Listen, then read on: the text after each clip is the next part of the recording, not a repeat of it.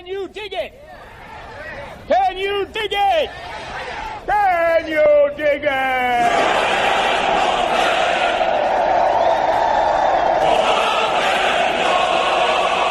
This is blasphemy. This is madness. This is the booth.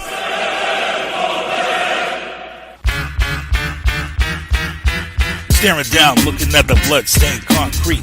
You're the dead MC, blind at my feet. You took a 9mm rhyme straight to your mind. Damn, my better split. This is my time, so I make my way up the block. Get to home base and lock that up. Crack the Cavassier and grab the phone. Call one of my troops up. Hope the soldiers homie says, yo, what's up, what's going on? Make it quick, cause I'm trying to get my Stella on. Nigga, your girl, I'm in the... These lyrical assassins tried to pull a hit, and then boom, came a noise from the other room. It was the boys in blue with the SWAT crew. They got us locked up for lyrical murder. It's one of them charges that you never heard of. It's the booth. The booth. The booth. The booth. Yeah, it's the booth. The booth. The booth. Yeah, we're killing all your podcasts like the HIV virus. You want to battle this kid? Don't even try this. Back the up, think again, count to 10. You want to grab that mic just to get done in? It's the booth. The booth. The booth. The booth. Yeah, it's the booth. The booth. The booth. The booth. Yeah, it's the booth. Was he African? African. No. He was American, and he was like you. He looked just like you. He was Jewish. Just like you. Okay, Jew. Hey. It's an odd crime for a Jew to commit. Yeah, I'm pretty docile. Okay, so we have an African Jew wearing a hoodie. No, you don't. No. No, that's not what I said. Is that what you heard me say? I said he looked like you. Do you look like an African Jew? No, I look like a cop. Yeah. He was Caucasian. All right, boys, since the one broadcasting live from the City of Champions, you are listening to The Booth. It is November 28th. We have run the gauntlet of 2 holidays before the end of the year. And you know what's so funny is that back in the day when you were younger, you had Halloween, and then it seemed like it took forever for Thanksgiving to get here. And then it always seemed like to take forever for Christmas to get here. But now as an adult, it seems like from Halloween to Thanksgiving to Christmas is like a blink of an eye, and you just never have any time to do anything or get anything accomplished. From Halloween to Thanksgiving, Thanksgiving to Christmas, it's like we had Thanksgiving last week. We're already almost a week away from Thanksgiving. And here we are just, 3 weeks away, 4 weeks away out from Christmas. And I don't know, guys, you shocked? Ken Diesel, R squared? Yeah, I mean, it's the old thing. The older you get, the faster time goes by. When you're younger, time is like incredibly extended period of time because you count your age in like I'm 6.5, I'm 7 3/4, stuff like that. When's the last time an adult said, "Yeah, I'm 20.5"? So yeah, I think it's perception versus reality. No, I agree with you. It was like forever. Well, it's, when you're a kid, it's all about you have to go back to school and you have to go to school for another month or so and you're waiting for the next holiday and whatever comes with it. So it seems like forever. As an adult, what you're watching is all the lights have gone up, the trees are up, the music is on, the sales have started. It's like there's no break in between. So we're noticing a lot more. Yeah, and they don't waste any time. I noticed back about 2 weeks ago, they were already putting Christmas stuff out at Home Depot and Dollar Tree and stuff. I'm like, wow, do we just skip right over Thanksgiving? And the lady at the store was telling me, she goes, you have no idea. She says Halloween has become one of the biggest holidays in America. She says that Halloween stuff comes out so early now because people kind of celebrate Halloween for that entire month of October that it's kind of pushed Thanksgiving on the back burner for holidays. So it seems like Halloween has jumped over Thanksgiving, and then we go right into Christmas because Thanksgiving is this crazy one day where you spend hours, and it's funny, like my wife, her and her mother spent hours in front of the stove cooking all this food for all of this people, and we ate within 15, 20 minutes, and that was it. It's amazing, the prep and all the time that goes into cooking, and and then everything's done. Grace, eat, and you're the tryptophan kicks in and you're out like a light. Yeah, that's the downside of it. I used to love these Thanksgivings where we sat around the table for quite a while, and that was some of the most fun about it. And now it seems like you're right. Everybody eats in 15 minutes and runs back to whatever else they were doing. It's not the same. Yep. Ken, what did you do? How was your Thanksgiving? Well, my Thanksgiving was great. I luckily had 2 Thanksgivings. My brother works for ESPN, so he has to work on Thanksgiving Day. Oh yeah, that's a busy day. Three games on Thanksgiving Sunday. And all the college games and everything else. So I usually spend it with a friend of mine who I've known since middle school with her family on Thursday. Then I go to my brother's on Friday. Mm-hmm. So I had 2 Thanksgivings, which is fun. But I did notice something interesting, and I don't know if this is true of our square, but as the years go by, the Thanksgivings are getting smaller. The amount of people that attend. When I was growing up, my family usually hosts like 30 or 40 people for Thanksgiving. Mm-hmm. Now it's barely half a dozen. I don't know if that's true with you guys or just me. No, we still have a big Thanksgiving. Yeah, we did. Yeah, we did too. We had a big Thanksgiving. Awesome. I had to actually head over to the nursing home and, I picked my mom up for the day so she was able to enjoy Thanksgiving with us. But my mom was the same thing. I mean, you have to get permission to get her to be able to leave the nursing home. Then you have to set up, transport, which I did on my own because I've gone through PT. I can actually pick my mom up and drop her off. But still, that's work in itself to get my mom in the vehicle, get her into a wheelchair and out. It takes me longer to get her in and out of the wheelchair and back to the nursing home than it did for her to eat her entire meal. And my mom did. She ate a lot. We had a funny moment with my mom. We gave her Garlic Farms holiday eggnog. And my mom swore up and down that there was alcohol in the eggnog. And we all had a real big laugh out of that because we're like, no, Mom, we bought it at Shaw's.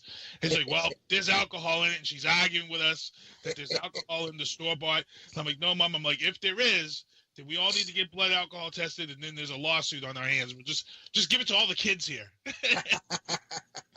Well, these days with food sabotage, you never know. Yeah, you're right.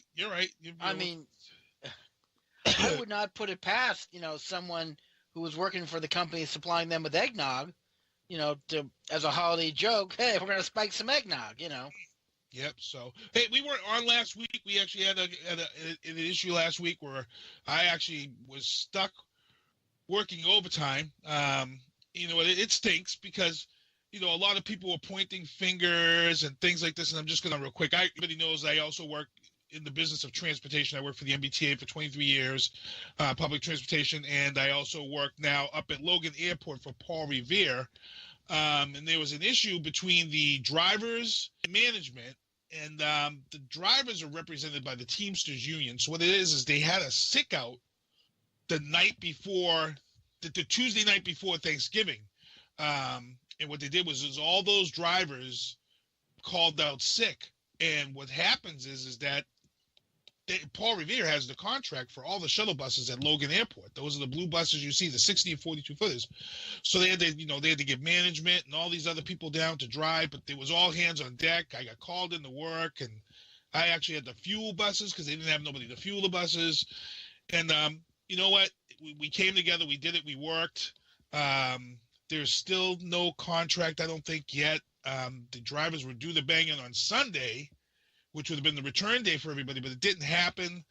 So I must say that I did get called into work. I worked a ton of hours, and now my voice, if it sounds like crap, it's probably because I worked all these hours, and now I'm kind of run down and trying to recoup. But, a lot of people talk about unions and stuff, but it's strategy. And, Ken, you're a defense attorney, but, you've been involved with some things, and it's all about strategy, right? You try to force the company into a contract by taking those crucial days and making it the worst possible. And again, you've got Christmas coming up, and they still don't have the contract negotiated. So what do you think? Well, it's all negotiations. I mean, businesses do it all the time. They try to put labor in a position where it's a take or leave situation. And the same thing with labor. Labor puts it in to a take it or leave it situation. And that's the problem with their current management labor negotiation. Everyone believes that the only way to negotiate and the only way to gain leverage is put the other guy in a bad situation. Yeah. And unfortunately, that's not going to change anytime soon because businesses, especially in the last 20 years, have been on a union busting crusade, and they've been successful most of the time. Well, and union labor unions is going, hey, we can't look weak at any times because if we do, then we're going to lose the next round, and that's the problem right now. It's funny. I actually talked to a couple of union reps, and I was kind of let down because I had spoke with one guy from another union, and I had talked to him I had asked him about automation. I says, hey, you guys are talking about wages and you're worried about all this stuff. I says, aren't you guys worried about automation? He said, oh no, that's not even in our bit of worry right now. And I'm like, really? He's like, yeah, we're not looking at that right now. And I'm like, okay, well, Google, they're already putting driverless semi-tractor trailers on the roads. And you've already got a lot of transportation companies who are now taking smaller shuttles, and they've got driverless shuttles. I'm like, you're looking at possibly maybe within the next 5 to 10 years that maybe 5 to 10% of your workforce will be automated. And you're looking at such a cost savings. So you take, for instance, like Coors. Coors has the first semi-tractor trailer delivering beers out in Denver somewhere. The GPS is programmed in, and the truck travels to its location, and then the truck is loaded and unloaded by those who work at the facilities. So you look at this as a cost savings. You don't have to pay a driver. You don't have to deal with union issues. You don't have to worry about DOT issues, and your insurance drops. You're talking serious profits. I mean, guys, what are your thoughts on automation and the threat of it's been happening since the Industrial Revolution, and a lot of airports already have driverless monorails and rail cars that go between, for example, Orlando International Airport. The train that connects the main terminal and the gates is automated. You just get in and get off. Same thing with DIA. It actually has 3 stops. It's automated. A number of airports have been doing this for years. Newark International Airport. They have, but again, these are called closed systems. What's really got everyone concerned is what happens when you put this truck on a public road. And it's happening. They've got it. They've got it happening now. In a very limited use. But here's the thing: what happens when these trucks get into accidents? Well, what happens when you signal a vehicle to get off the road and it doesn't do it? They've had now. I've been following this closely. For the 4 companies out there that have automated vehicles, there have been 3 accidents. All 3 accidents have not been the fault of the autonomous vehicle. Google had one where the driver actually died in the vehicle, and what happened was there was a truck that crossed the path of the car. They said it was driver's error because the driver of the autonomous vehicle ignored the warnings of the truck ahead in the road. I guess even though these cars are automated, there are times that the driver is supposed to take over. The driver had fell asleep and ignored those warnings and was killed when it made contact with the truck. So Google's car was not at fault. It is one of these things where the GPS programs these vehicles. They follow a specific route. They follow the rules of the road. I know there was one with I forget what company else is out there. They had one where a bicyclist was killed, and there was cameras in the vehicle. The bicyclist was riding the wrong way and rode head on into the autonomous vehicle. Yeah, but here's the problem. This is what I've always said.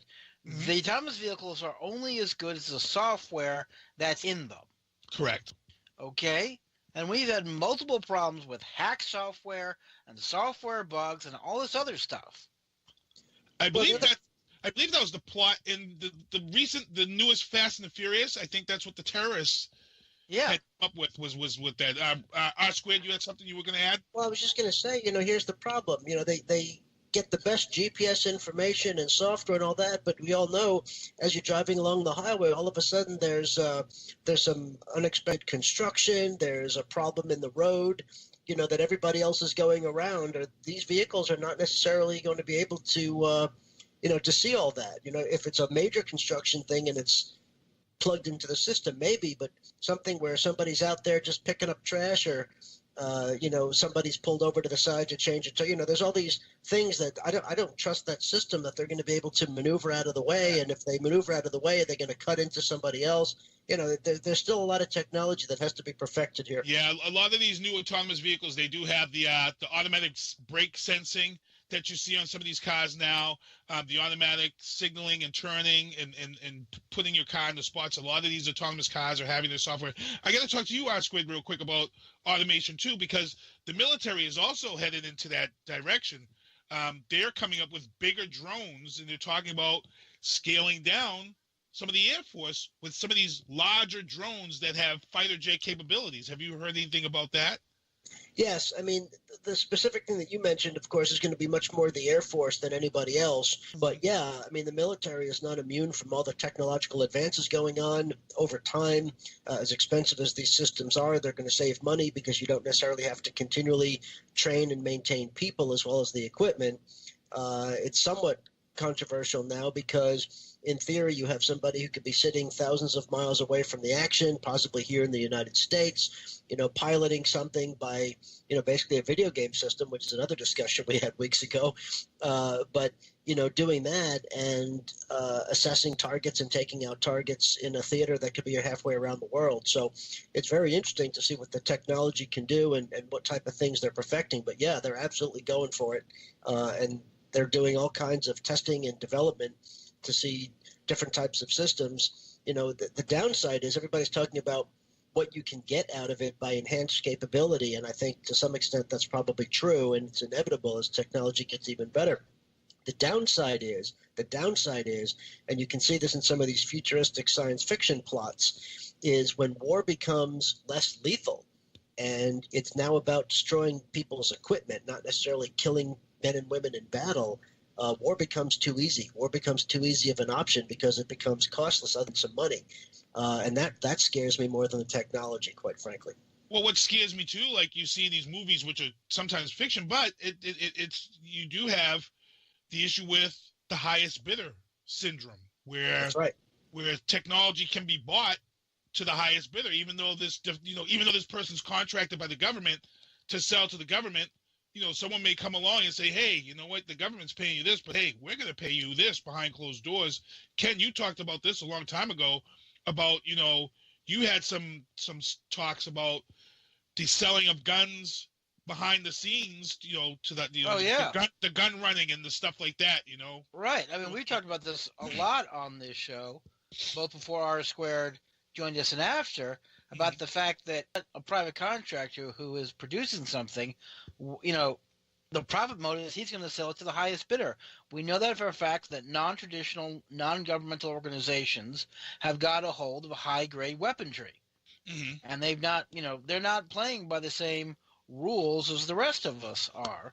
And any type of technology is going to get out in the private sector eventually. May not be the top notch, but it definitely is going to get out there.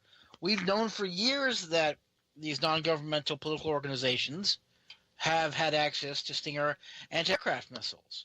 Mm-hmm. And a Stinger anti-aircraft missile is a very good weapon for taking down a commercial jet because you don't have to be terribly close to the airport to do it. I mean, give me an example. For those of you who don't know, there's a place called Castle Island. Yes, here in Massachusetts, yeah. Right, that is right on the flight path of Logan International Airport. Serious security that people don't know about there. There is no security out there. None. I heard the Coast Guard monitors that location. I go through there all the time. That's how I cut through to get home. I am telling you, there's more security in the court than any place else, than there. You sure it's not hidden security, though? Well, if they got hidden security, I have hats off to them because these guys have. First of all, it's completely flat. There are no buildings out there. If they're hidden security, then they've got one hell of a job, and my hat's off to them. Sir, you've done a great job. I've got a quick story about hidden security here that a lot of people don't know about. I have a friend who owns a boat, and you know where Museum of Science is, where the locks are? Yeah. Well, the locks are there. They were going to try. His boat broke down in the locks, and they couldn't get the boat to move. Someone called their boat in as being, in the locks in a long period of time. Do you know an Apache helicopter came up and ordered them to get the boat moving? And when they tried to tell them it was broken down, that they turned the Gatling gun on, the 50 cal on them, and told them if they don't, that boat's going to end up at the bottom of the friggin' river. So there's got to be somebody monitoring these spots. I mean, yeah, they're monitoring. But hold on a second. There. The locks are right near the state police headquarters, South Charles. There's MBTA. There's cameras all over the place down there. But that's a very heavily monitored position. You can see where they're monitored from. But Castle Island, there's nothing out there. There are no cameras, no stations, no Coast Guard boats, no nothing. I'd have to find out. I'm curious. I think Castle Island. I would say if you had cameras on the gas tanks that are out there in the harbor that can see Castle Island, I wouldn't be surprised. What about the Castle Island itself on the fort itself? What if they put cameras in there to monitor that we don't know about? Motion sensors or something. Yeah. But here's the thing. I've been over there a bunch of times and no one's ever approached me. I think if you were to walk out there with a Stinger rocket, I think you'd find out real quick who's monitoring Castle Island. That's the point. I wouldn't want to be that person, though. Yeah, I'd like to think that's true. That person, because I wouldn't do it for various reasons. Because it is, and it's been mentioned before that Castle Island is a real strategic place. If you were going to take down a plane coming in or out of Logan, that's the spot to do it. And you're right, there is nobody there. I've gone there and had food at Sully's. You know, we've had food down there all the time, and you never see no cops, nothing. You maybe see a state cop down there. You may see, what do they call them? The environmental police are sometimes down there. But other than that, you really don't see anybody like you say. But again, it may be there. We just don't possibly, know. But I just don't think so. I mean, it's just, and let's talk about the right down by Castle Island. That's the container port facilities. There's virtually no security there. There's one gate, and that's it. Yeah, one way in, one way out to the container facility. You're right, and they've got cars and everything coming in there. Guys, we're at 7:20. We got a lot of stuff that we still want to talk about. We want to talk NFL. Loving the fact the Philadelphia Eagles are having fun with this this fact that celebrations are back in the NFL, and it looks like the Philadelphia Eagles are going to be the team that's probably going to take home the ESPY this year, because I'm pretty sure the ESPYs is going to have best celebration added to this year. It looks like it's the Eagles, maybe the Steelers may be in there, but right now the Eagles are holding it down with celebrations. They actually asked Rob Gronkowski yesterday at the press conference about celebrations, and he kind of gave, I wish I had the soundbite for it, because I heard that. They said they're not allowed to talk about it. They talk about it, this and that, and, you know, I love the Patriots, you know, and it's awesome that they broke all these records this weekend. It's awesome that an entire generation of Patriots fans have never seen a losing season with the Pats. But again, we have been denied some things here in New England in regards to, you know, the fun side of the NFL. And I get it. Belichick, you know, he wants to keep a close rein on things. You know, they're allowed to spike the ball. But, you know, I'm pretty sure that he doesn't want anything over the top. But I think that's, I don't know, maybe he'll change it if they get to the Super Bowl. I don't know. Go ahead, Ken. I hear you in the background. Well, I don't know. They've been trying to, I mean, I agree. But they snuck in a couple things. I don't know if you saw when, I think it was Gronkowski's first catch. I think it was, Burkhead came over there. Who was kicking the ground like he was moving leaves away. Yeah, Gronk spikes the ball. Well, that's why that question came up at the press conference. I think they're sneaking it in a little below the radar.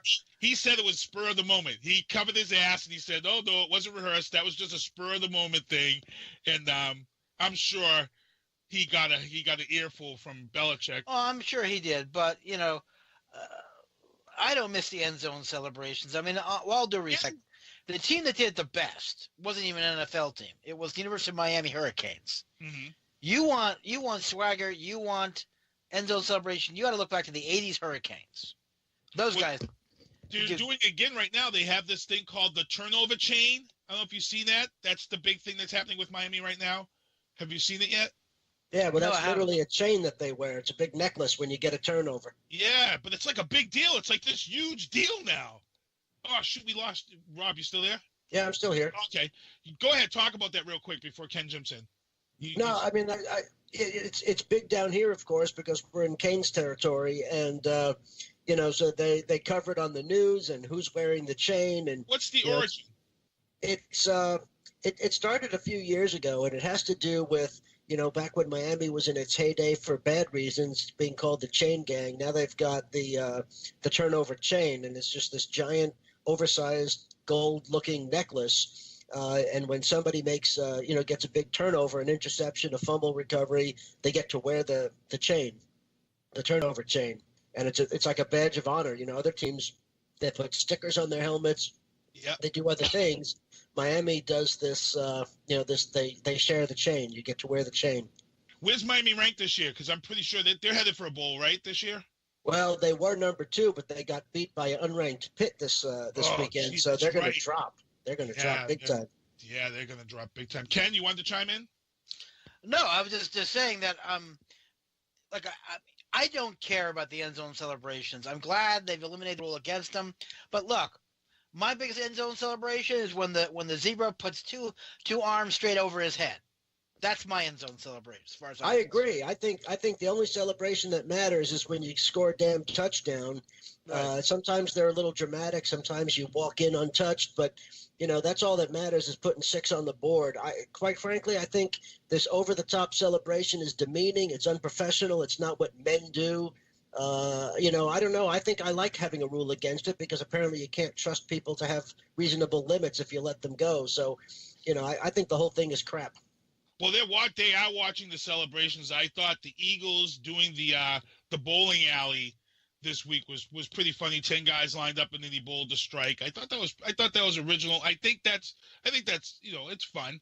I say let's get the game played. Yeah, I see, and this is what some people say, and I didn't even know this was going to turn out into. I thought we were going to have a quick discussion. This would be rolling, but it looks like we've got somewhat of a disagreement here, and you have the feeling that some people have felt. Prior to this, that they felt that it was a delay of game, and this was why they. Ken, so you feel the same way, Ken? I feel it to a certain extent. I have no idea, no problem with a minor end zone celebration, spiking the ball, or like. So you're more of a limited.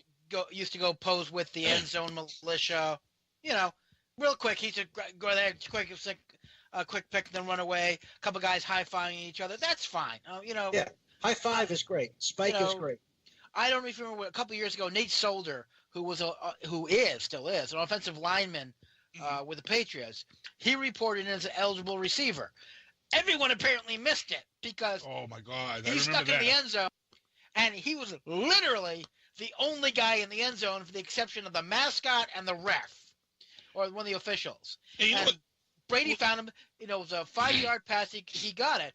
And everybody's looking around going, yeah, is he an eligible receiver? And, of course, the entire offensive line came over and practically carried him off on their shoulders. Because when's the last time you saw an offensive lineman catch a pass for a touchdown? Well, that's a little different. When you get some Stonehenge linemen who never get an opportunity to get the score, that's different. That's a one-time or a very rare celebration. I think that's great. But don't ever forget the famous Gus Frerotte headbutt into the wall. Oh, yeah. That's what I'm saying. I'm thinking that, if they want to keep it minor, that's great. I just don't, to me, I just don't need the drama. You're not in high school anymore. You're a grown man, for God's sakes. Over the top nonsense, for God's sakes.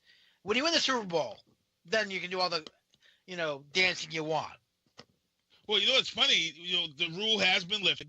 And to be honest, with the amount that I'm seeing in the league that I do like, not many teams are really taking advantage of it, to be honest. There's only, I want to say, less than 50% of the teams, maybe even less than 10% of the 30 teams are actually participating in end zones. Well, to be honest, there's a lot of teams that really should be end zone celebrating anyway because they're horrible this year. Right, exactly.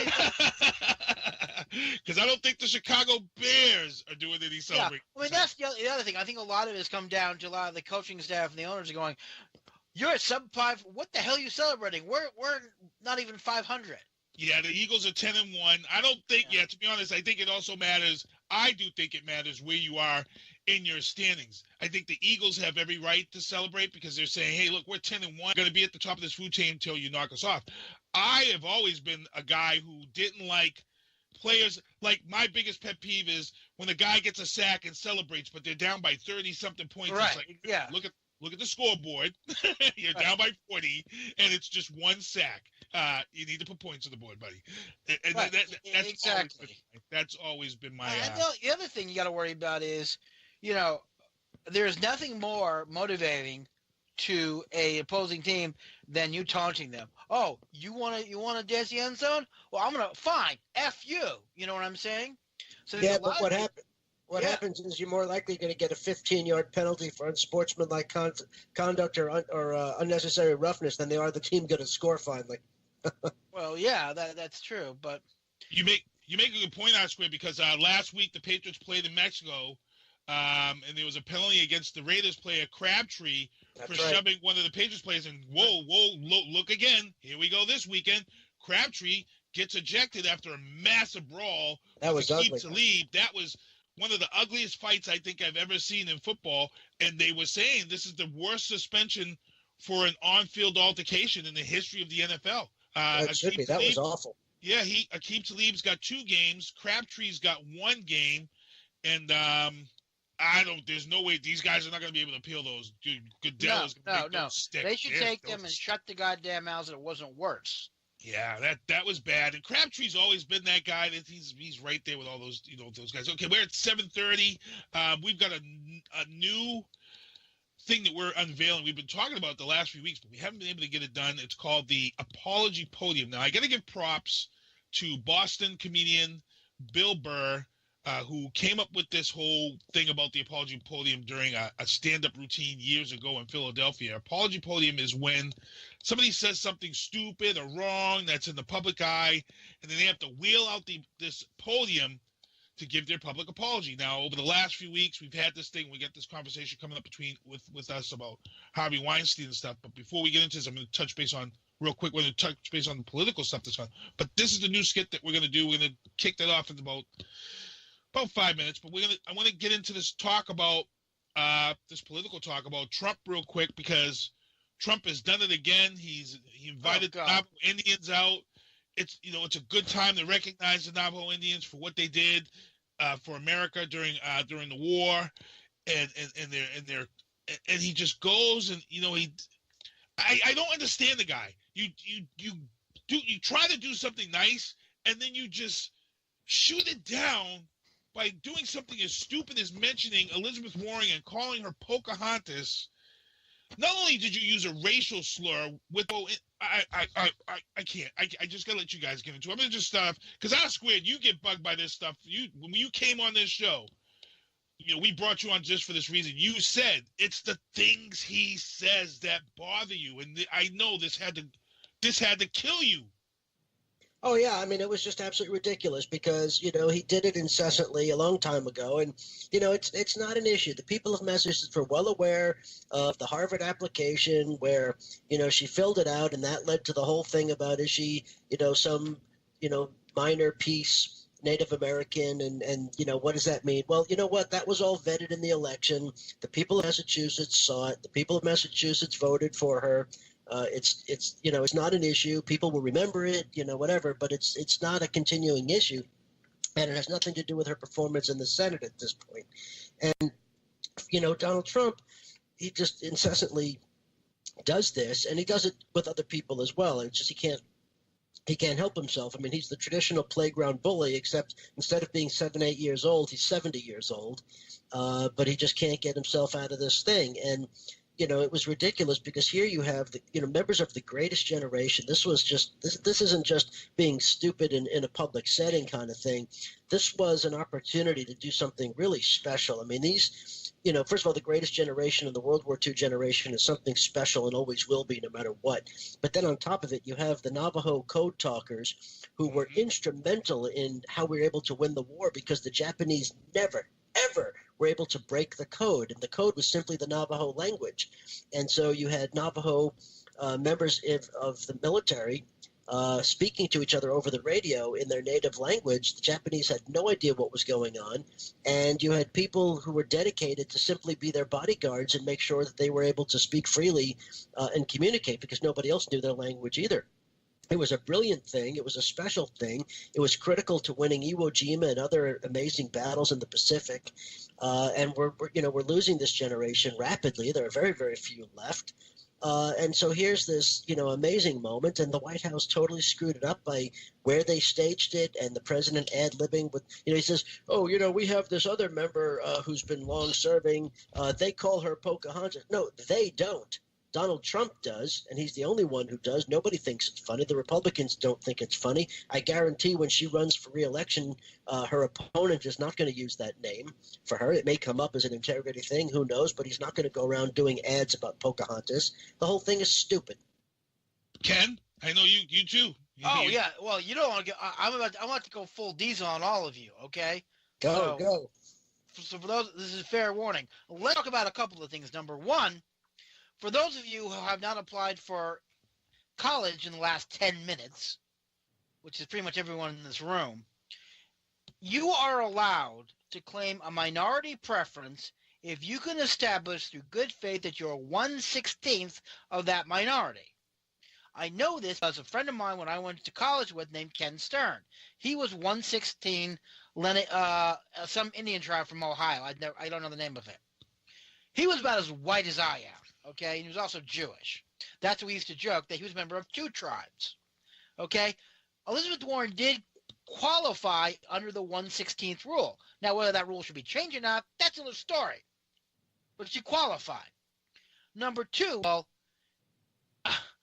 let me explain to you what these men, and they're all men, did during World War II.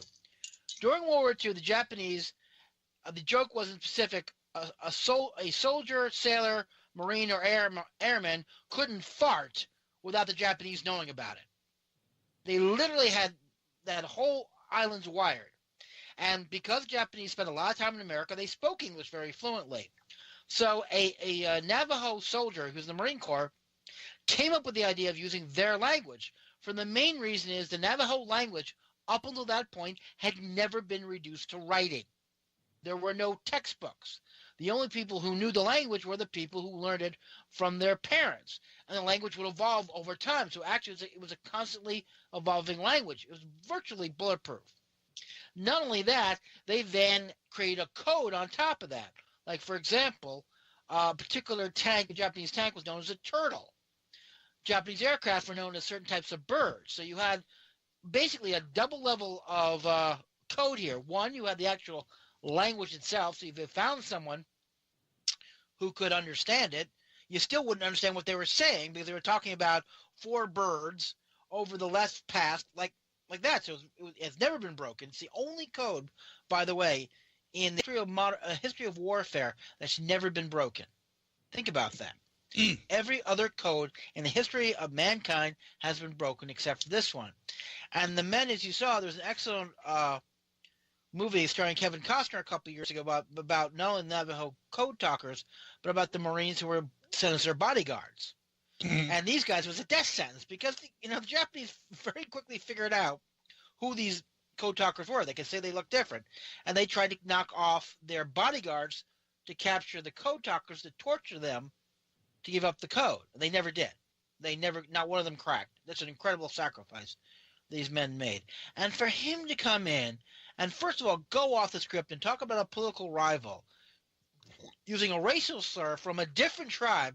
And oh, by the way, Pocahontas herself was kidnapped as a 15-year-old, raped as a 16-year-old, sold into marriage bondage, and then died at 21. Okay? She died at 21. She knew Roy Moore. I know. Ouch. So, I mean, ouch. That was good. Yeah. R Squared brought his A game today. Woo!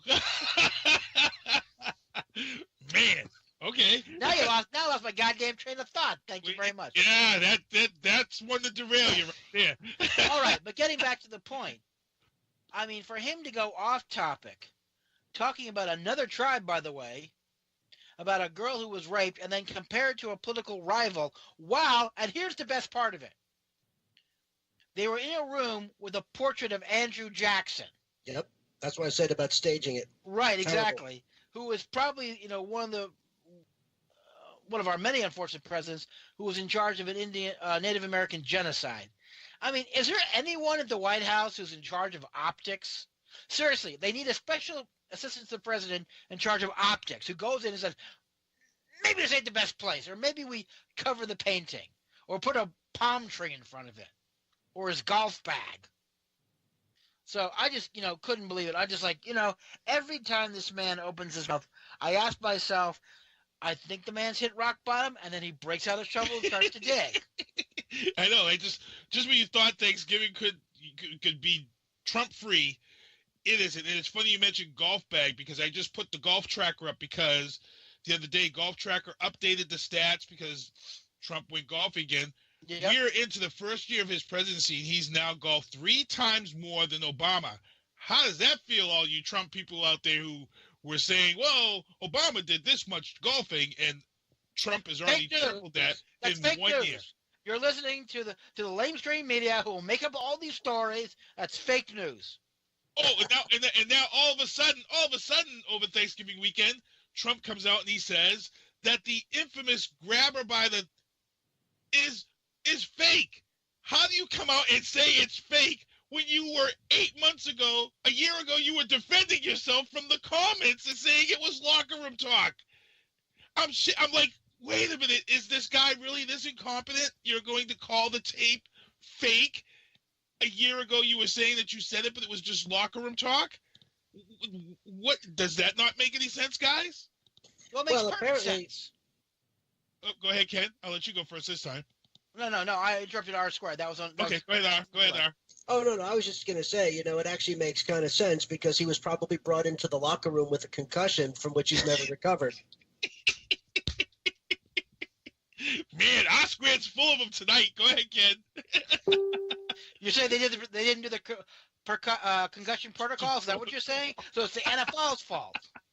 Well, no. I mean, when he played, they probably didn't wear helmets.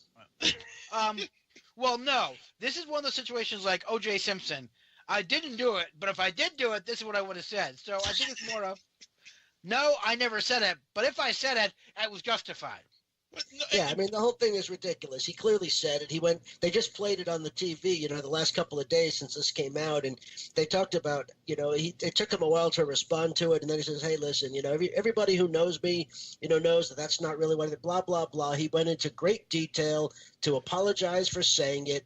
There's no way he can disavow it now. He clearly admitted to it. He put it in context. I mean, I'm not saying he believed his denial, but if you listen to the denial, he went into such detail about it. He clearly admitted saying it. So you can't a year later now say, oh, by the way, the whole thing was fake. There's just no, there's not a thing. Even a Trump supporter's not going to believe that. But here's the scary thing. There are some out there that do still support him and say it's fake. Excuse me, R squared? No, I'm going to call you on the carpet. There are people in Alabama who are convinced that Roy Moore didn't sexually molest that 14-year-old.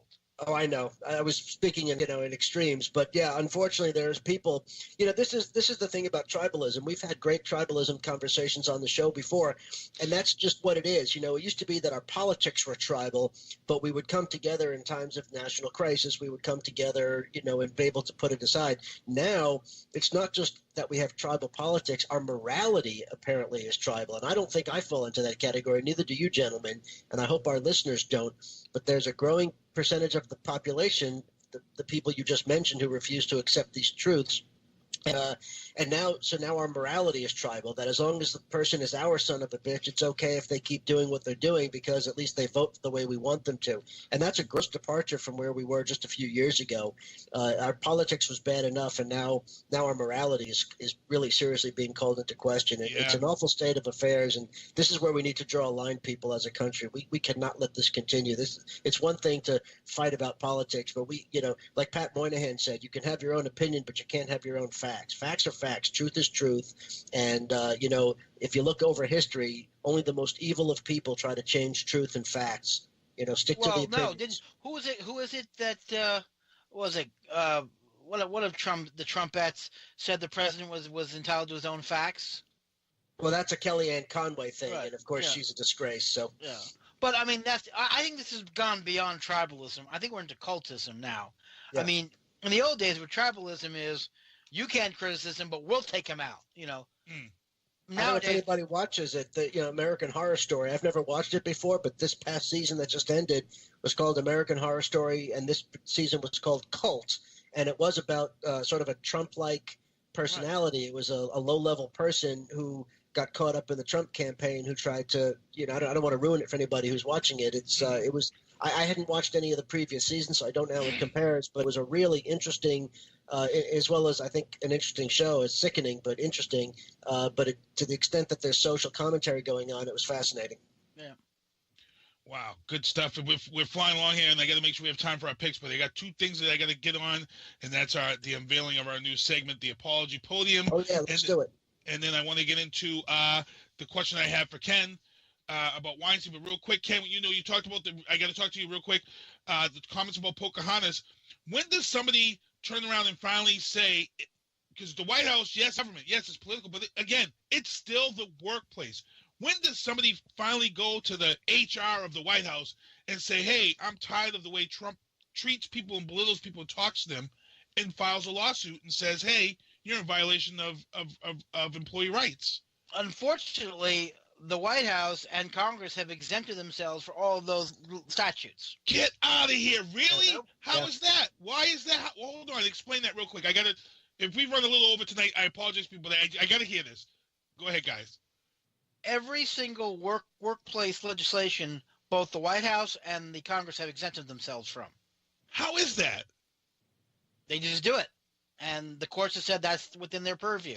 Yeah, they do it with ethics. They do it with a lot of things. Right. People would be surprised to know how much has been exempted, from their taxes to their health care to almost just about everything. And, when it comes to the president, the thought process was, if you have a president that truly crosses a line, Congress will unite and do impeachment. And impeach him. And whether it's a removal from office or just a reprimand or whatever else in between, the thought process is that could be done. Again, the tribalism has gotten so bad that I don't know that there's anything President Trump can do where the Republican majority would even consider it. So we're at another, shameful low in our history. Oh my God! I never, in all my times of politics, I never knew that. I thought that the White House employees would fall under those same guidelines. I remember when I was working for Senator Pat Leahy of Vermont back in '88. He had introduced legislation to strip the protections from that, and he couldn't even get a hearing on his bill. So how hypocritical is this? I worked at the MBTA. That was a state and federal subsidy place. A lot of our policies for the employees came from the federal level. So how do you write and instill federal level policies for businesses that run under the federal, but yet your top business, the White House, doesn't have to fall under those policies? That is what honestly, a number of businesses and advocacy groups have been arguing about that since before any of us were born. It's called hypocrisy. It is. That's crazy. That's like, I'm sitting there, I'm like, holy Christ, I almost dropped the S-bomb, but that just blows me away. Give me an example. I worked as a staffer on Capitol Hill. When I was laid off, I went down to collect unemployment. Yep. And I was told that I didn't qualify because I worked for Congress, and they've exempted themselves from the unemployment regulations. And they never paid into the unemployment insurance fund. So I couldn't collect. Holy Christ.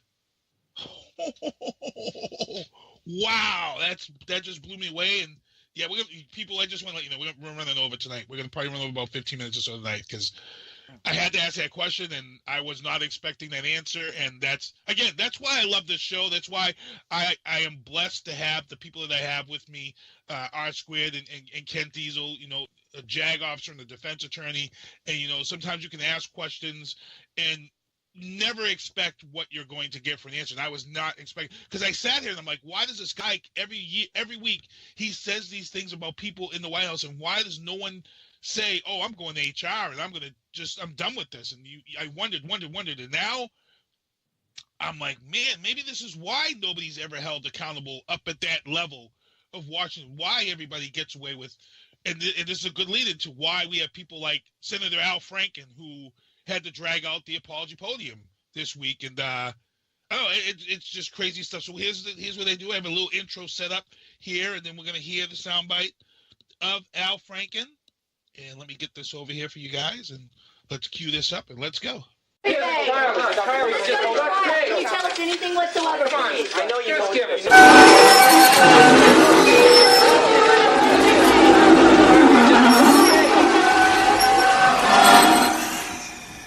Hi, everybody. I I just want to say a few words before I get back to work. I know that I've let a lot of people down, people of Minnesota, my colleagues, my staff, my supporters, and everyone who has counted on me to be a champion for women. To all of you, I just want to again say I am sorry. I know there are no magic words that I can say to regain your trust, and I know that's going to take time. I'm ready to start that process, and it starts with going back to work today. So now I'm going to take a few questions. All right, so a few questions there. At the Apology Podium we have this week, it's Senator Al Franken from Minnesota. Now, before Al Franken, we had Kevin Spacey had to wheel it out. We had comedian Louis C.K. had to wheel it out. Harvey Weinstein, and we're going to get into that during this discussion. He had to wheel it out. And people's careers are falling apart now. Louis C.K. lost a sitcom. He lost all types of shows. Kevin Spacey, who was on the show House of Cards, from the show, and the show is now, the production has been held up because they have to figure out which way that show is going to go now that they've lost the character. There was a major movie that was due out this December with Kevin Spacey. They're actually cutting Kevin Spacey from the entire movie and recast it with another actor. And again, here we go. Senator Al Franken, 5 women came forward, but the reason why he had to drag out this Apology Podium was because Senator Al Franken years ago, who's a funny guy, here's the funny thing. I feel like we jinxed Al Franken. We were praising Al Franken about a month ago about the fact that he's a political guy. He came from SNL and he did all this good stuff and he was this great senator and how strong he was. But here he is. He's caught, in a photograph, grabbing the chest of a female military personnel who had fallen asleep in a helicopter or transport. And no, she was a fellow personality. She wasn't the military. Oh, no, she was a reporter. Oh, okay. I thought she was in the military. No, she wasn't in the military. At the time, she was a celebrity on the USO tour with him. Oh, that's why she had. Okay, see, I saw the picture. I didn't know the background of her. I just seen her accept she was on The View this past week, and she actually took a written apology from him and read it on air, and she accepted and exonerated him of his actions. So she was not in the military. She was on the tour with him. She was a fellow comedian. Not a comedian, but a part of the celebrity tour where she was posing and being in skits and doing other things on stage. Wow. Now, here's the tough thing. I feel kind of bad about Senator Al Franken because I have seen how some of these shows, these skit shows are behind the scenes. Tosh.0 on Comedy Central he's on. A lot of these writers and things that go on behind the scenes between these comedians and actors and actresses, it does border the line of sexual harassment and things like this. And sometimes I do wonder if these, sometimes you make bad decisions and sometimes these things come back in the past. So I got to ask you guys, it's tough to see Senator Al Franken have to go through this, and there's other women who've come forward. But how true is a lot of these things that have now hit? I mean, there's a whirlwind of these allegations now. Kevin Costner now has allegations against him regarding this. And again, a lot of the stuff that's coming out, and we're going to get into the Weinstein thing, a lot of this stuff isn't a big surprise to anybody. We all knew that Hollywood was corrupt. We all knew that people did things to get where they are. But again, are there people using these things that they might have agreed to or might have laughed about, and they're now turning this into their own public, let's say, getting their name out there? I'll start with you, R-Squared. Well, look, unfortunately, when you're talking about a big issue like this, there were certainly going to be people out there that are less than genuous here in some of the things that happen. And so the point is we have to take the issue very seriously.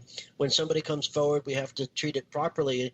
And there will unfortunately be some cases where through proper vetting, you find out that maybe it's not what it's claimed to be. But I think the issue is so important. We have to start off accepting everything at face value and treating it seriously and taking a hard look at things before we ever tried to dismiss it.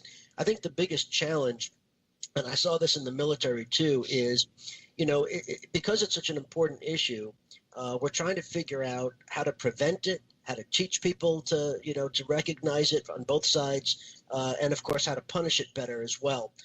And so, it's not making the effort and caring about it is the first step, but it's far more complicated than that to figure out how to do things effectively. And so one of the missteps, in my opinion, is when you take these definitions and you make the definitions bigger and bigger and bigger, you now conflate things that I think ought to be treated as different or subsets, as opposed to everything under the same umbrella of sexual assault. And Al Franken, I think, is a good example of that. I don't condone some of the things they're doing, for sure, but I think there's a big difference between sexual assault, where you rape somebody, sexual assault where you are touching their body above or below their clothing, and physically harming somebody, versus somebody that stupidly, and it's still wrong, but stupidly makes an off-color comment maybe one time or something like that. I think we have to deal with those things in an appropriate way, but I don't think that we should put them all under the same overall category.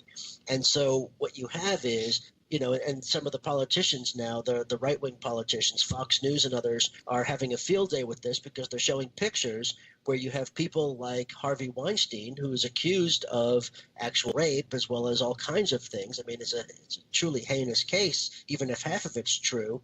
But you're putting his picture up there along with Al Franken's picture, and Al Franken did none of the things that Harvey Weinstein is, accused of doing for the most part. The worst thing was that, reporter mistweeting, where there are pictures of it, and he apologized for it. He didn't try to deny it.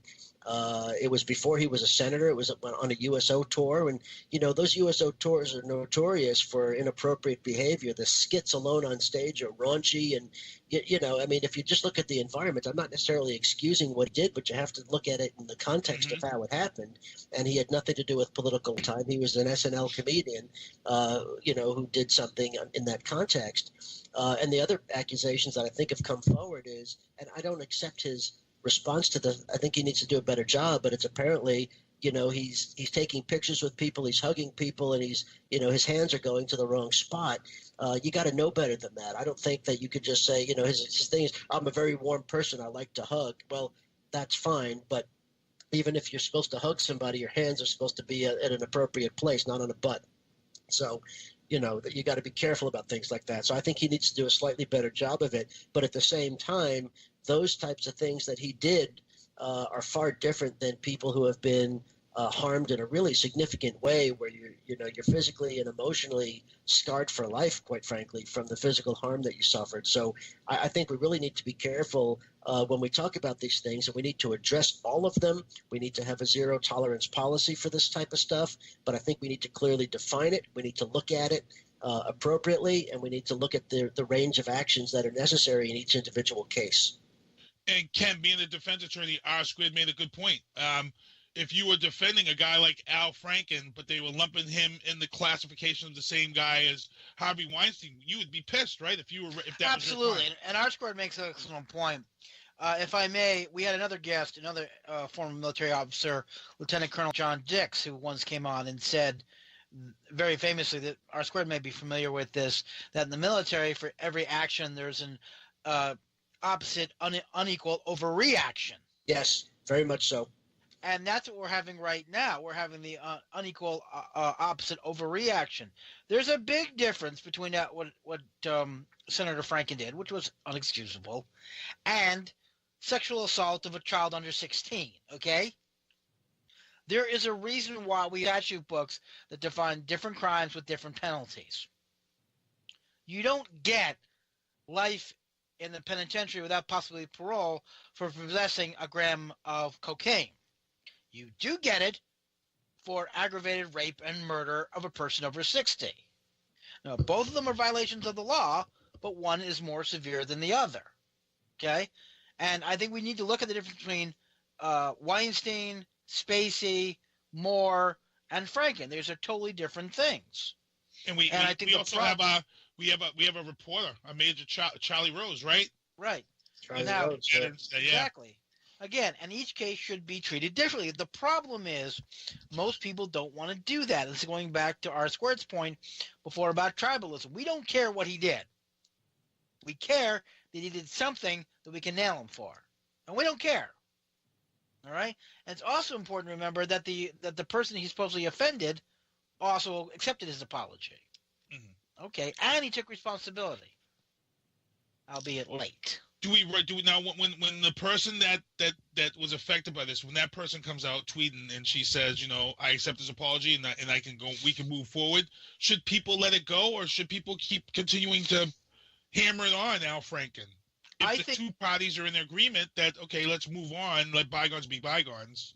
I think what we need to do is accept that she wants to move on and let's figure out what we're doing wrong and how we can fix it. But this is nothing new. I mean, for God's sakes, all of us remember Anita Hill and Clarence Thomas. That's when it all started. Okay. No, it started the cocaine. We started well before then. But the difference is today, with social media, we're hearing about it more often. The problem hasn't changed. The problem's nothing about sex. It's all about power dynamics. Mm-hmm. Okay? So that issue has not gone away. So don't tell me this is all about sex. No, it's nothing to do with sex. It's like rape. It's all about power. Mm-hmm. And anytime you put people in a powerful position with unlimited authority and absolutely no chance of retribution, they're going to abuse it. End of story. And can you let people know that it does go both ways? We're now seeing, we've seen women of power hold men. Yeah, I mean, there's to sexual situations for advancement. Right. Exactly. It's crazy stuff. So let's get into this before we get into our NFL picks to close the show. Let's get into this. I've been wanting to ask you this, Ken, for the longest time, the last few weeks, and since we're on this topic of power and sexual harassment. Harvey Weinstein over there in Hollywood, he was one of the biggest Hollywood guys out there. Who he got a lot of people started, their careers going. But we're hearing a lot of reasons why is because a lot of people were forced into performing sexual favors or doing these things for Harvey Weinstein. Now hearing that Harvey Weinstein may have been the guy that ran like a sexual ring over there when they're having the Cannes celebration overseas. We're hearing that there was this is going on. This is new news that came out this week. And if this is all true stuff, then granted, Harvey Weinstein may be one of the biggest monsters to come out of Hollywood. And the scary thing is, and the question I have for you, Ken, is if you're a struggling actor or actress and you had tried out thinking or assuming, and here's my thing. I've been a fan of Hollywood for a long time, and I've always felt that the playing field is not level when you're going for an acting job. I've always felt that way. That's my opinion until somebody says otherwise. But if you are a struggling actor and actress, let's say, for example, and I can't say it's true, I can't say I know it, but I'm just using this as an example so I don't want to get sued. But let's just say that someone said that a certain actress may have slept with a certain producer to get a role in Transformers, and this person missed out because this person put out for Transformers, and that's why that person got that role. Now, I know the real reason why the person got the role, but just say, could you, as an actress or an actor, if you could prove that it was an unfair landscape for the job, could you sue and project what your earnings could have been if you were to get that role and sue the movie company and the director and maybe even the actress themselves? No. Okay. No. Why? Because that may be true. She may have gotten it because she slept with the director, but there's no evidence that you would have gotten it but for that. You couldn't argue that in the court of law? Nope. You couldn't have other actors and actresses who were also involved in that for that role? What if you got all the actresses together for that role, and then you did like a class act? Prove to me there's no way in hell anybody else would have gotten that. Prove to me that any of those people would have gotten that role, but for then you have the whole problem. Saying, wait a minute, you individually wouldn't have got the role anyway. It would have gone to so and so. So you're saying that would be the simple answer to keep people from filing lawsuits for all of these jobs that they may have missed out on because yes. decided There's to no to cast- guarantee in Hollywood that they would have gotten the job.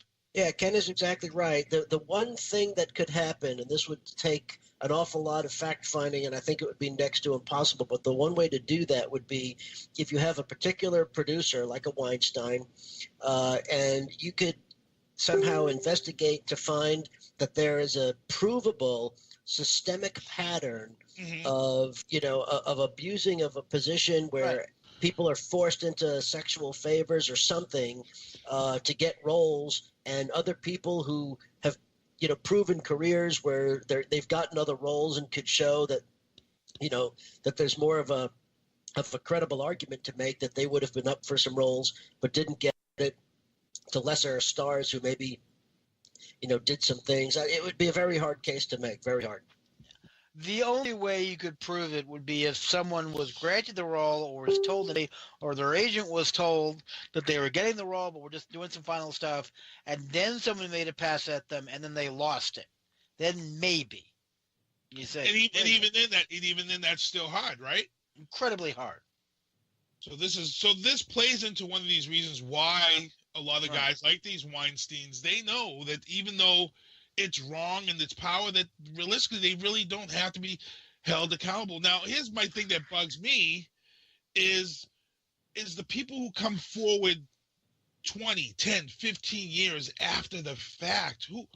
Who does that help? It doesn't help Hollywood. It doesn't help anything other than you put it out there. Yeah, you've got your name in the media now. I understand that, but you don't want to ruin your career, because I'll give you an example. I'll never forget, when I worked for United Jersey Bank, we had a vice president who was sexually harassing all of his employees. Okay? Eventually, one of the reasons I was assigned to him is because I was a guy. They figured he wouldn't sexually harass me because I'm a guy.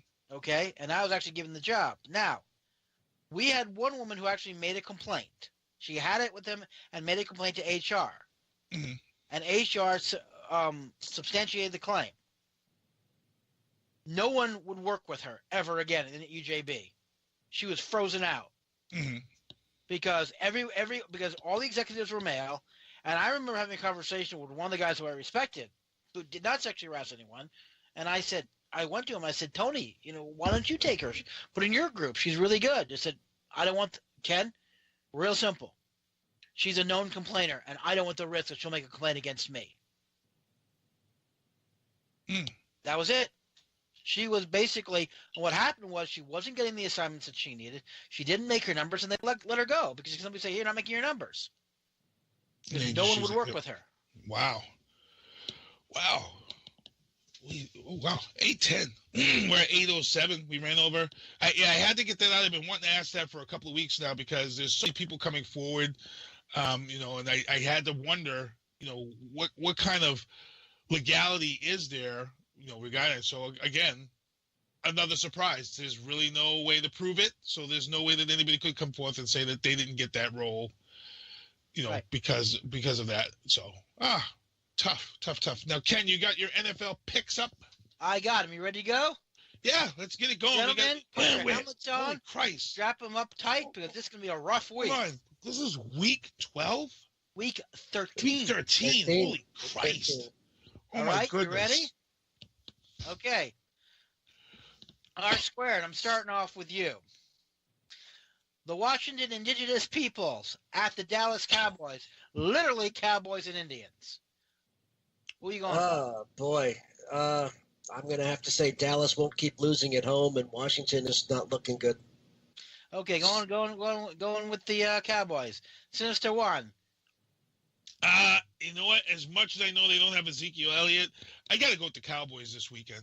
I got to go with the Cowboys over the Redskins. I thought that Dallas couldn't find more ways to lose, and they've been basically disappointing me and proving me wrong.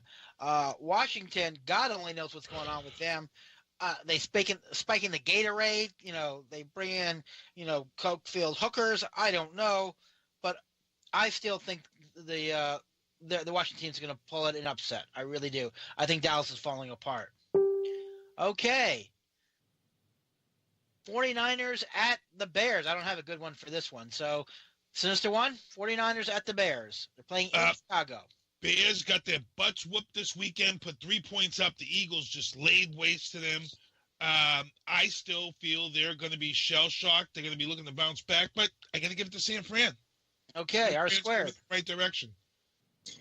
I guess it's at home. I'll have to go with the Bears at home. I think they want to rebound from this bad loss they had. There's no way the San Francisco 49ers are coming into Chicago to beat up the Bears. I don't care how bad the Bears are. San Francisco is that much worse. Go with the Bears. Okay, the battle of the disappointments. Denver Broncos at the Miami Dolphins, the beginning of the season. Both these teams were playoff bound, and I don't know what happened. Cursed the voodoo princess, stepped on a crack. I don't know. Worshipped the wrong golden calf. R squared. What do you got? Horses versus Finns. Yeah, I don't know the status of Jay Cutler, so I'm going to assume that he's either not going to play or going to be playing at a worse level than normal. I think I may have to pick Denver. If Cutler's in, I would go with Dolphins, but I think I'm going to have to go with Denver. Sinister One? Well, Denver's got quarterback issues too. I believe Trevor Siemian may be back out in the field this week. For me, I don't know. It's a toss-up game. You know what? I'm just going to take Denver in this game, and I really don't know who's going to win, to be honest. Well, I don't know who's going to win either. And if they're playing in Invesco Field in Denver, I'd say Denver because of the climate. But they're playing on the road. Denver has found more ways to lose games they should have won than I think 10 teams in the world. Miami, they got their ass whooped by New England. I think they're pissed. I think they're looking for payback. Go with Miami. All right. The new team rally. Both these teams are relatively new. The Houston Texans, which took over the Houston Oilers, who became the Tennessee Titans. Say that 10 times fast. They are Houston Texans at Tennessee. R squared? Tennessee. Not even any comment. Sinister? Man, it depends on which Houston Texans team shows up. This team has been on and off all season long. This is another game. This has to be the toughest week for picks because the teams are just all over the place. I'm going to go with Tennessee this week. All right.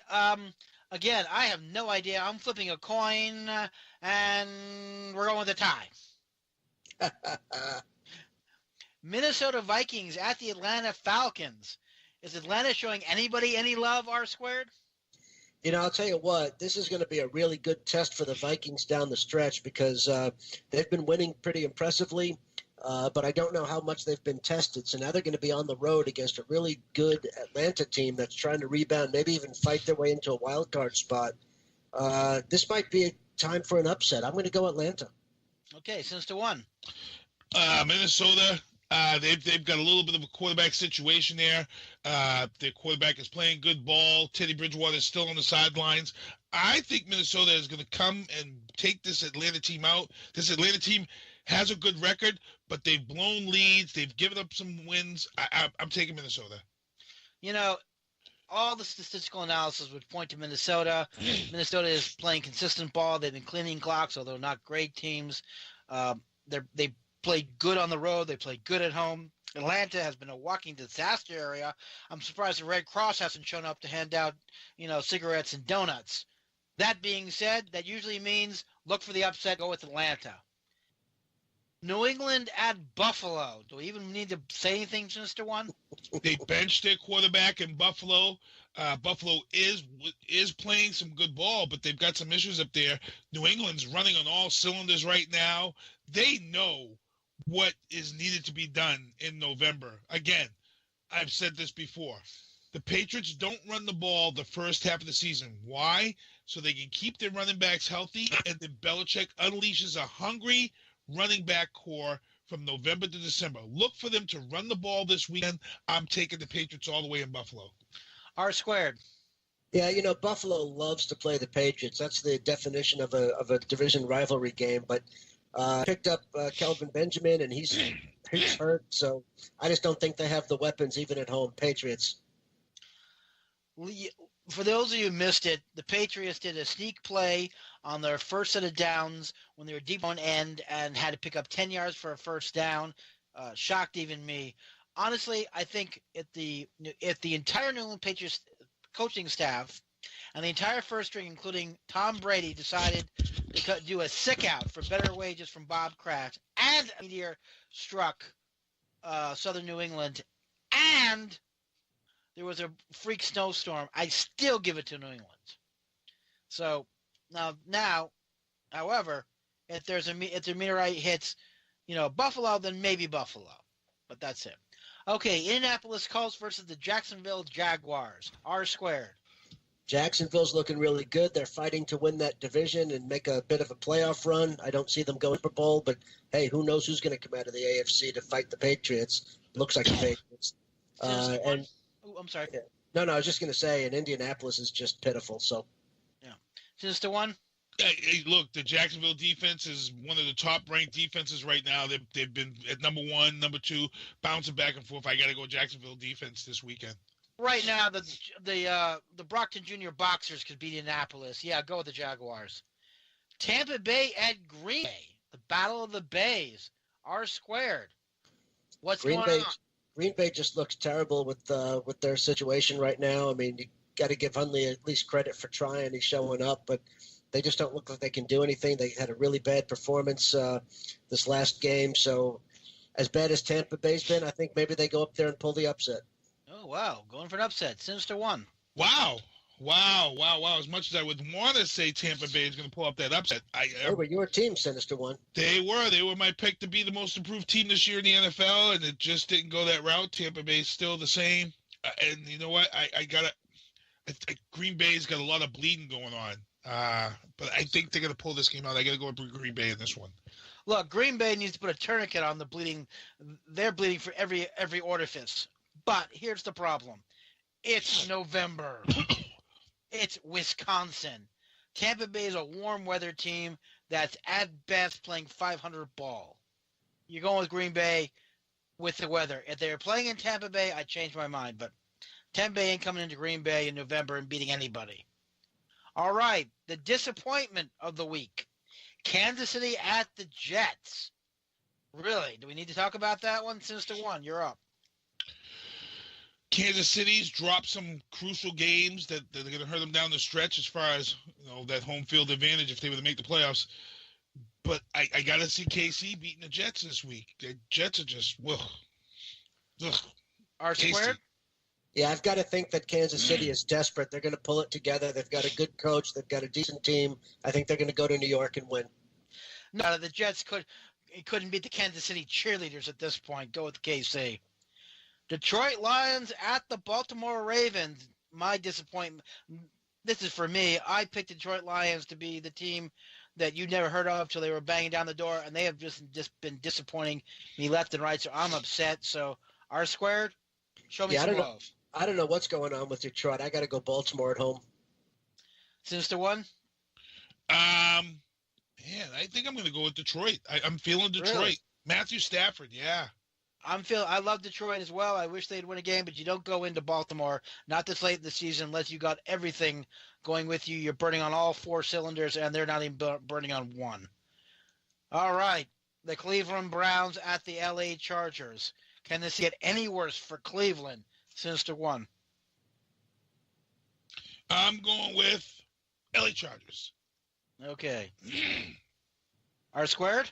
Yeah, I went off my promise never to pick Cleveland again last week. I thought they'd finally get the one win of the season over Cincinnati, and Cincinnati decided they were going to wake up, so I guess I got to go Chargers.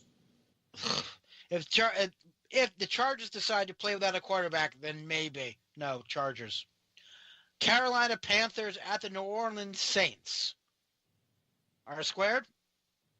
Yeah, New Orleans, wow, what a heartbreaker last week, and Panthers, they're a little bit hot and cold. I think New Orleans at home has to get the edge. Okay. Sinister one. Oh, man. I got to go with New Orleans just because Drew Brees is my quarterback in fantasy. I'm sorry. New Orleans. All right, that's just pure nepotism right there. I'm sorry. All right. New Orleans, I love you guys dearly, but I'm sorry. You're not going to beat the Carolina Panthers this week.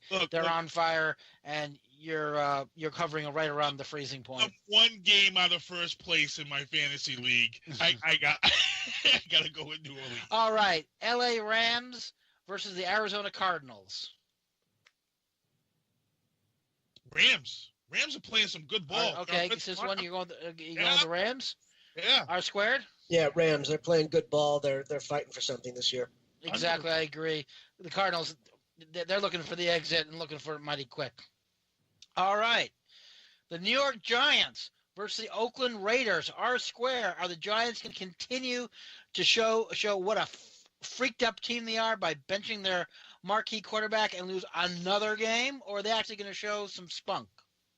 No, the Raiders are going to win this game. Eli's done. He was definitely done this year anyway. So I think they need to draft a quarterback. I don't know why they're trying to debut these two backup guys that they have. Neither one of them, Geno Smith or Davis Webb, I don't think either one of them really has a chance at being the starting quarterback. But I guess, hey, this is what you do at this point. You got to give them a shot, see what you have when they go out and draft somebody who I really hope that I said even before the season started this year they have to draft Eli's replacement. So I would have liked to see Eli get a little bit more grace in how he exited, but I think he's done. And you heard it here on the booth. I believe Eli will be playing for the Jacksonville Jaguars next season. Okay. All right. Someone get a hold of Jacksonville. Yeah, the Raiders are going to take this one. The Giants, another team looking for the exit. Mercy kill time might be in order. The Battle of the Birds. The red hot. I cannot believe. Hold on. I didn't get you. Hold on. Oh, I'm sorry. I apologize. Hold on, man. I'm sorry. I jumped all over Sinister One. My apologies. Yeah. Look. I don't know how many times we've seen Eli Manning being close to being traded or benched, and he's turned it around, and he's beaten the Patriots twice in 2 Super Bowls. Both those years he was on the verge of being benched. It's finally happened. Eli Manning has finally had a season where it caught up to him, and he's finally ended up on the bench. And this says a lot about this organization and where they are at right now. They've gotten it done with smoke and mirrors for a long time. But like you said, you play this game with the cap, and the cap sometimes comes back to bite you. I would like to see Geno Smith step up into that position and put the Giants on his back and carry. But that team needs work from the front office to the parking lot right now. Yes, they do. So my feeling is even though the Raiders had a rough game with Denver this past, I got to take the Raiders over the Giants this weekend and see the Giants with the number 1 pick. Okay, the Battle of the Birds. Philadelphia, the red hot. I can't believe I'm saying this. The red hot Philadelphia Eagles versus the so-so Seattle Seahawks in Seattle. Since I forgot you the last time, Sister One, I apologize. Lead the way, brother. My son is going to tell. I wish I could have had my son on tonight to talk to us about why the Eagles are going to win this game against Seattle. Look, 10-1, they're beating everybody. I'm taking Philly. Until then, I'm taking Philly. So somebody can show me otherwise. It's funny. I wanted to pick Philly to win out the season, and I definitely picked them to win the Super Bowl at this point. I mean, I did weeks ago, and I haven't changed my mind on that. But I wonder if this might be a little wake-up call for them. It's so hard to play in Seattle, even though Seattle's struggling. I'm really torn on this one. I just don't know. I guess I'll go Philly, but I just don't know. I don't care. They bring the 12th man, the 13th man, the 14th man, the 15th woman. The Eagles are 10-1. Best record in the NFL. They played in horrible conditions against great teams. Seattle is 7-4. They're not showing me anything special. No, I mean, there may be someone out there who can beat the Eagles in the rest of the season. I don't know who they are, but it's certainly not Seattle. Go with the Eagles. All right, the Monday night game. The Pittsburgh Steelers at the Cincinnati Bengals. R-squared. What do we got here?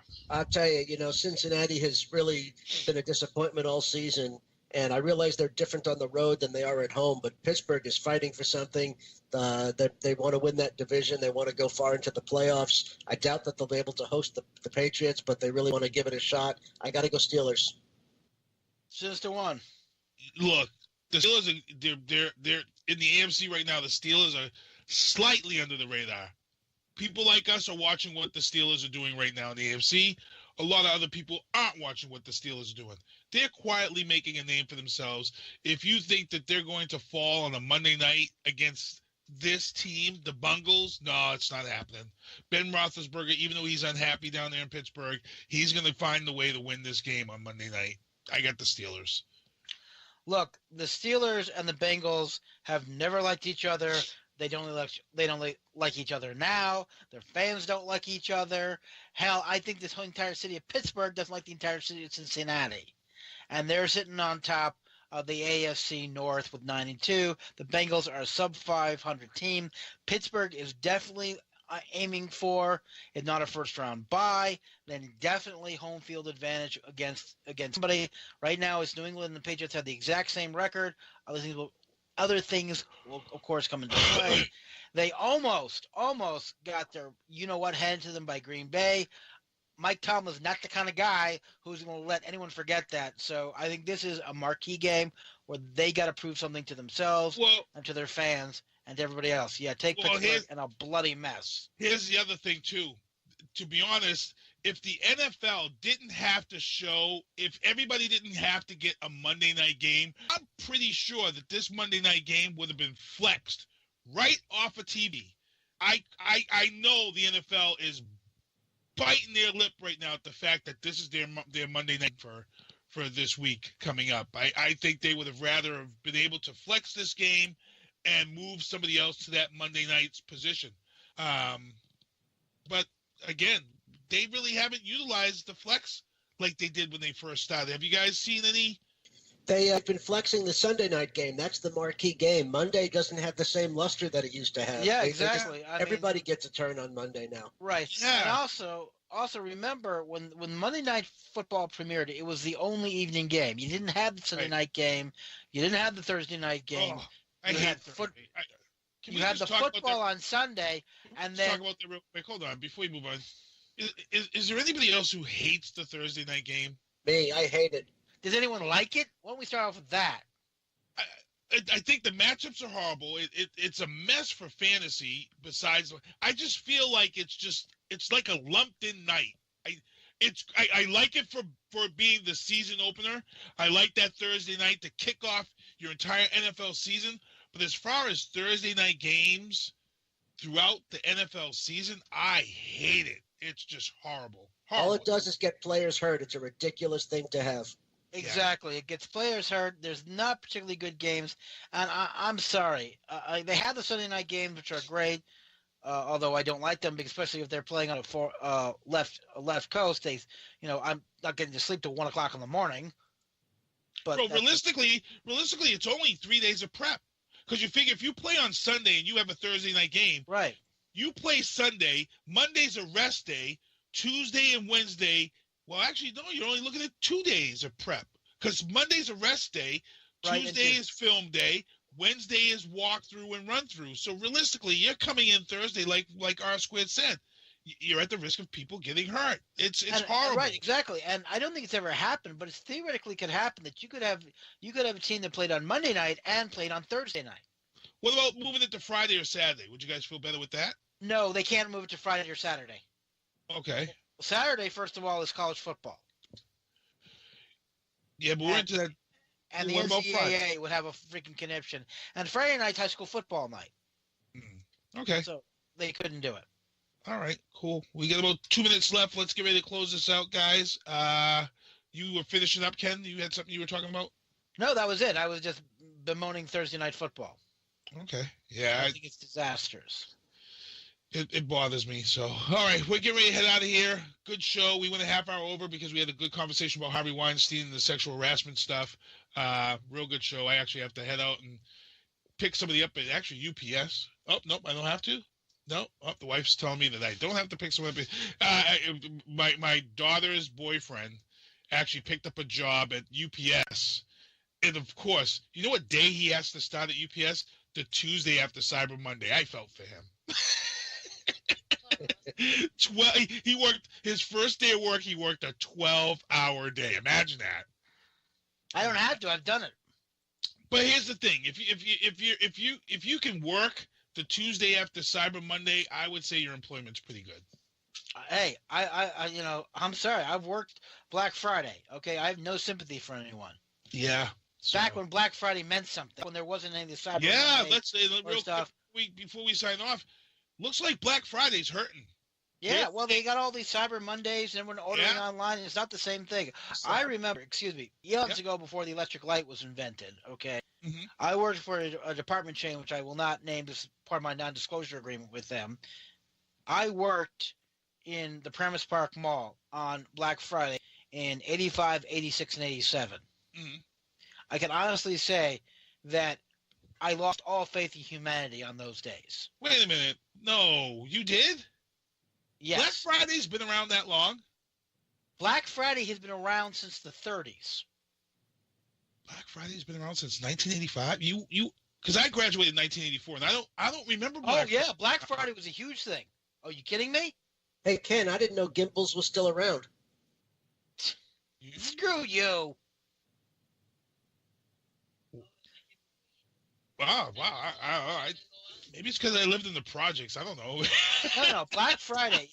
Maybe it's because we didn't celebrate Black Friday in the projects. I don't know. Yeah, well, no, seriously. Black Friday in suburban New Jersey was hell. Wow. Oh, it was like, you ever see the movie Rollerball? Yes, I love the movie Rollerball. Okay. It's con. Do you remember the one of the last scenes where they say in order to make the game more exciting, we're no longer going to penalize anybody for unnecessary roughness? Yes. That's what Black Friday was like.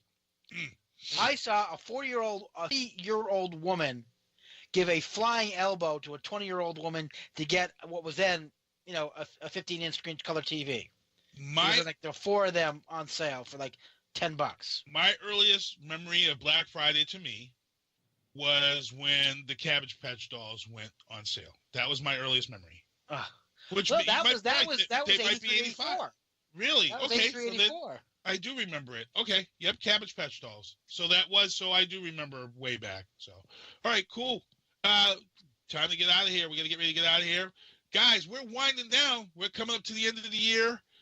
We're going to be winding up with our last show. Unfortunately, we're going to be gypping people this year because the holidays fall on a Monday this year, New Year's Day and Christmas Day. So we won't be on those Tuesdays. We usually take those two Tuesdays off anyway, so we can spend time with the family. So realistically, we really only have, I believe, 3 shows left, and then we'll be telling everybody Happy New Year's. And then we'll be going from there. But so we can get out of here, I'm gonna let R Squid say his goodbyes first. Hey, and R Squid's phone didn't conk out tonight. See, Thanksgiving, my headphones worked. I sat still and nothing bad happened with them. So that's maybe that's the trick. But no, have another good week. Thanks for listening, and don't accept mediocrity from your government or City Hall when you have to stand for. Hoorah. Ken? Well, big happy birthday to my baby brother, who turns 49 today. Can't believe that. So happy birthday to him. Big shout out and thank you to all of our listeners, all 12 of them. And guys, gals, human beings, please remember, when you're in a retail store, the people waiting on you are human beings too. Show a little goddamn respect, courtesy, and kindness. Because I am getting sick and tired of if you people pissing them off, then I gotta listen to them complain. So I have to wait till they get answer my question. So there you go. Be a little nicer. Good cheer. Happy holidays to everyone. I guess that would say Ken was out Black Friday shopping after that statement. I wasn't. No. Okay, I'm sorry. Now that you raise it, I waited until Tuesday. All right. To get an Xbox One. To get an Xbox One. Did you get one? To go fix my phone. Okay. Oh, okay. And there was this woman screaming at the person at the Verizon store about the price of the I don't know what Verizon calls their iPad, whatever they call the tablet. Yeah. Like this poor 15-year-old, she's probably 23, but kid was responsible for Verizon's pricing plan. Well, if you want Black Friday, how about that classic movie? Was it Schwarzenegger and Sinbad? Oh, yeah. Right. Jingle All the Way? Yeah, that one. Classic Black Friday movie. There you go. There you go. What never happens to that? Jesus Christ. Okay, cool. All right, we get ready to head out of here. Good stuff. And I have to make the announcement official. We will be having a gift of giving second annual luncheon. This is going to take place on December 23rd, and it's going to be at the same church that we did it last year. Last year, we fed close to 200, maybe 300 homeless people, gave out coats, gave out toiletries. We are looking to expand this to different areas of the United States on the same day. We've spoken with some music artists and some other podcasters who are interested in doing this with us. So this is going to really get bigger as the years go on. But ours will be held here in the Brockton area, December 23rd, 1 p.m. to 4 p.m. We will be feeding the homeless, singing songs, providing toiletries and jackets, and maybe even comforters this year. Volunteers are really stepping up already to jump on board to help us out. Jacob Tagger has offered his services. Cheryl Iagata has stepped up to take over the coat drive.